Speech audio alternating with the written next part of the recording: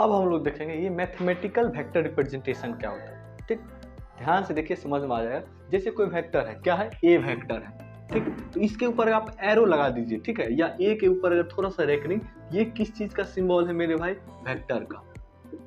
ठीक, मतलब ए जो है सो ये आपका क्या वेक्टर। कोई कोई बुक में ऐसा है कि ए को एकदम डार्क कर दिया, जैसे डीसी पांडे में देखिएगा ना, तो ए को डार्क कर दिया और बोल रहा है वो वेक्टर है। इतना बात समझ में आ गया, ठीक है। अब अगर सिंपल ए के ऊपर वेक्टर है, ठीक, इस पे अगर ये मॉडुलस का सिंबल लगा दिए, या फिर ए के ऊपर ये वाला और मॉडुलस का सिंबल, या फिर सिंपल ए रहा, तो ये किस चीज को बताता है मेरे भाई, मैग्नीट्यूड को।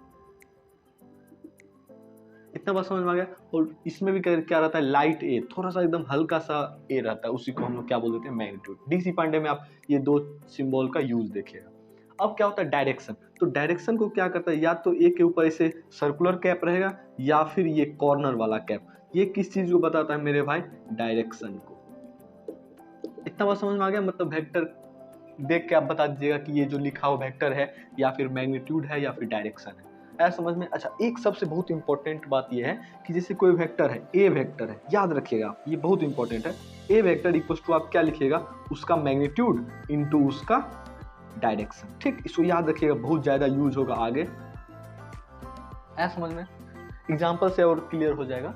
जैसे मान लेते हैं कोई एक फोर्स वेक्टर है, ये क्या है, 5 न्यूटन एक्स एक्सिस में। क्या है मेरे भाई, एक्स एक्सिस में जो है उसमें है।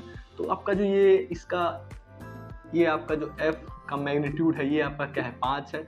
और जो आपका एफ कैप है, क्या है मेरे भाई, एफ कैप, ये क्या है आपका एक्स एक्सिस। इतना बात समझ में आ गया।